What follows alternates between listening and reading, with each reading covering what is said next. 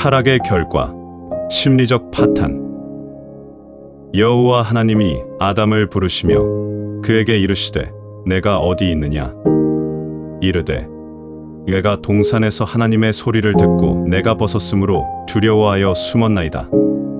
창세기 3장 9절에서 10절. 타락의 결과로 인간들에게 주어진 세 번째 것이 심리적 파탄입니다.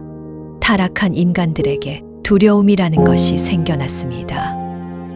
인간이 전지전능하신 하나님께 순종하고 그분께 자신의 삶을 전적으로 의뢰할 때 그들에게 두려움이 있을 리가 없습니다. 이 세상에서 가장 강하신 분과 동행하며 자신의 삶을 맡긴 사람에게 무슨 두려움이 있겠습니까?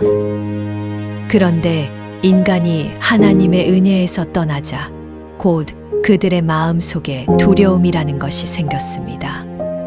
이제 스스로 자신을 보호해야 한다는 두려움과 함께 배신한 절대자에 대한 두려움이 모든 인간의 마음속에 심겼습니다. 하나님을 향한 두려움과 세상을 향한 두려움입니다. 두려움의 다른 말은 불안입니다. 모든 인간은 까닭 모를 두려움과 불안에 떱니다. 한 사람도 예외가 없습니다. 사람들이 전쟁하는 것도 두려움 때문입니다. 언젠가는 자원이 고갈될지도 모른다는 막연한 불안감이 다른 이들의 자원을 빼앗는 행위로 표출이 되는 것입니다. 약관의 나이에 왕이 되어 세계를 정복했던 마케도니아의 알렉산더가 죽은 뒤 그의 기록에 의하면 알렉산더는 평생을 죽음에 대한 두려움과 싸웠다고 합니다. 그는 죽음에 대한 두려움을 이기기 위해 전쟁을 선택했고 전쟁 속에서 그는 죽음에 대한 두려움을 잊을 수 있었다는 것입니다. 모든 인간은 그 죽음이라는 무기를 들고 있는 어떤 절대자를 두려워합니다. 그리고 그 죽음에 대한 두려움은 곧 세상에 대한 두려움으로 바뀌게 되는 것입니다. 사람들이 다른 사람들을 시기하고 질투하고 험담하는 것은 두려움 때문입니다. 자신이 중심이어야 하는데 자신보다 더 나은 면이 있는 사람이 나타나면 안 되기 때문에 어떻게 해서든지 자신보다 나은 사람들을 끌어내리려고 하는 것입니다. 이렇게 이 땅의 모든 추한 인간들의 행위는 모두 하나님을 떠난 인간들 속에 필연적으로 자리 잡게 되는 두려움에서 발원하는 것입니다. 그러한 두려움은 인간들의 위선적인 자기 부끄러움을 가리는 것으로 이어지는 것입니다. 그런데 그렇게 온통 두려움에 가득 찬 삶을 사는 사람들 가운데 평안을 소유한 사람들이 나타났습니다.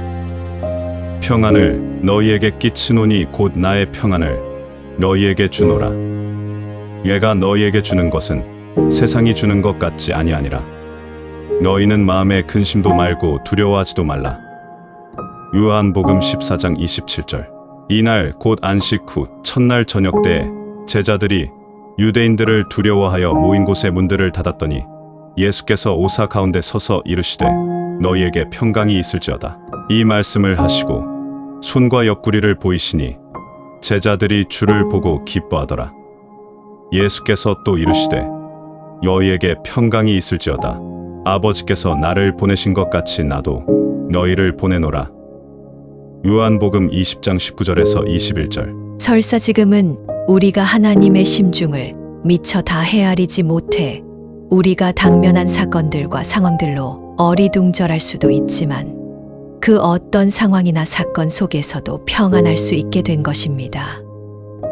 그분은 모든 만물의 주관자이시고 우리의 아버지이시며 바로 우리 안에서 역사하시는 사랑의 하나님이라는 확고한 인식이 있을 때 우리는 그 어떤 것도 두려워할 필요가 없는 것입니다. 절대자의 품을 떠나 평안을 잃어버린 인간들은 절대 다른 이를 사랑할 수 없습니다.